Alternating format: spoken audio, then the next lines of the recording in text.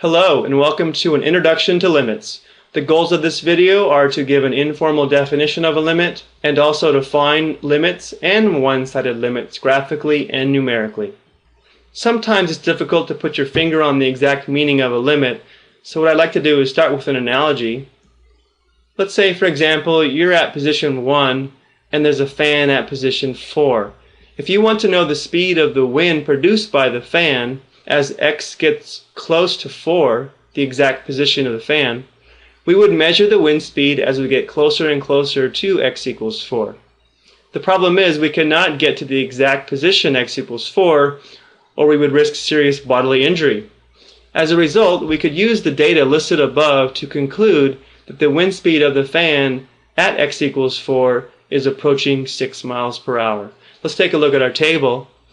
If we start with an x value of 3 and approach positive 4, you can see 3.5, 3.9, and so on. What we're concerned about is what's happening to the value of the function or the y values, and you can see from the table that it is approaching the value of 6. This is the idea behind a limit. Mathematically, we would write this as the limit of s of x as x approaches positive 4 is equal to 6. An informal definition: as x approaches c, the limit of f of x is L, written with this notation, if all values of f of x are close to L for values of x that are sufficiently close but not equal to c. Sufficiently close would consist of values that are less than and greater than c. Values that are less than would be to the left of c. Values greater than c would be to the right.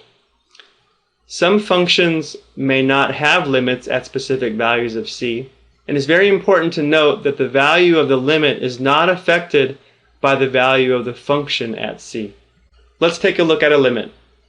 The limit of f of x as x approaches positive 1. We have the graph and we have a table of values. Let's take a look at the graph first. One thing that might help is to draw a vertical line through x equals 1 so you kind of see where we're approaching.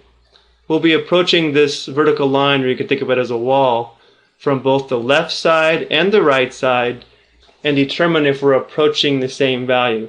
Again, it's important to note that this function is not even defined at x equals 1, but it may have a limit there. Let's take a look.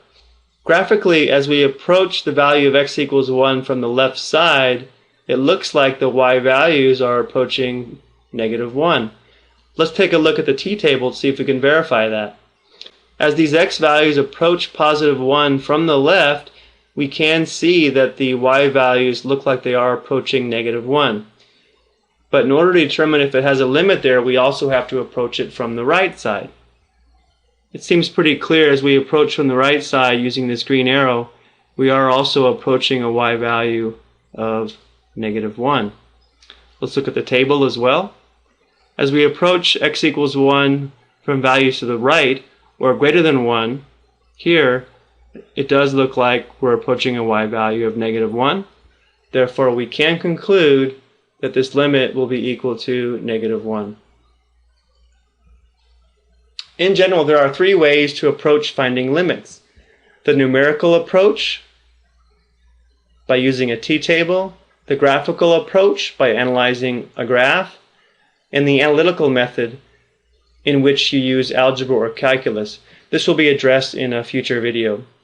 Since we now know about this limit notation and roughly what it means, it is a good time to introduce the idea of one-sided limits. If you take a look at the way this limit is written as x approaches c, and then you look at the notation used down here, the only difference is this one has a negative sign and this one has a positive sign in the upper right hand corner of c. This notation refers to the limit from the left or from values that are less than c. This notation refers to a limit from the right or values that are greater than c. So basically it's breaking this limit down into the left side and right side. So this theorem follows.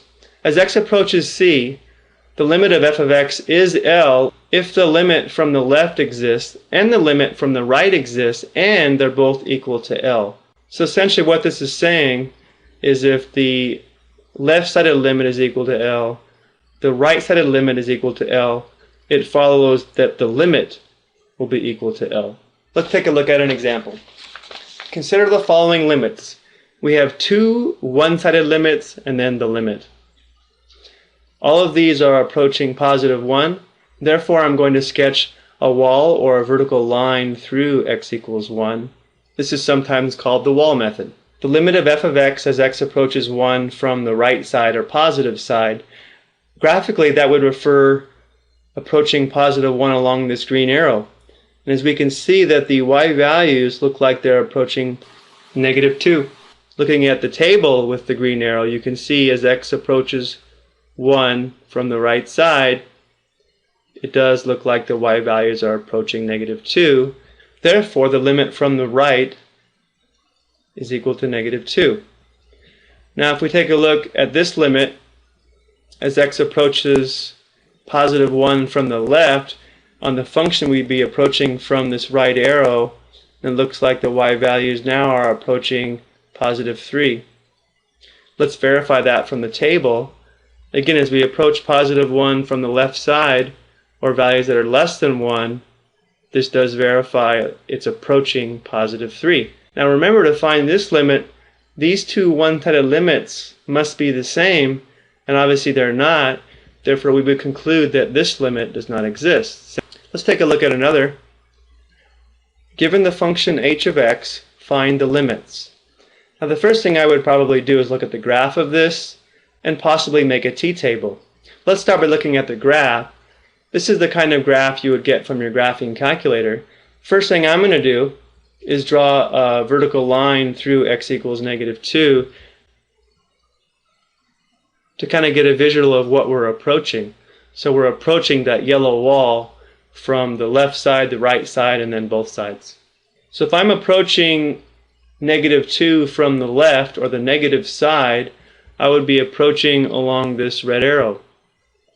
And what happens in this case, as we get closer and closer to negative 2, the graph goes down indefinitely. Therefore, the value of the function would be approaching negative infinity.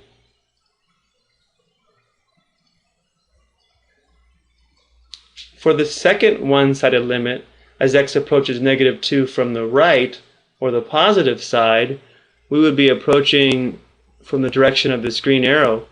So as we approach negative 2 from the right, the graph goes up indefinitely. Therefore, the y values, or the function values, would be approaching positive infinity. Well, obviously, these one-sided limits are not approaching the same value. Therefore, we would say this limit does not exist. Now, it's also important to note that infinity and negative infinity themselves don't exist. So I might want to note that in here. But it is common practice to include either infinity or negative infinity when it applies, because it does give additional information. Okay, I hope that helps explain a little bit about the idea of limits and how you can determine them. More videos on limits will follow. Thank you for tuning in and have a wonderful day.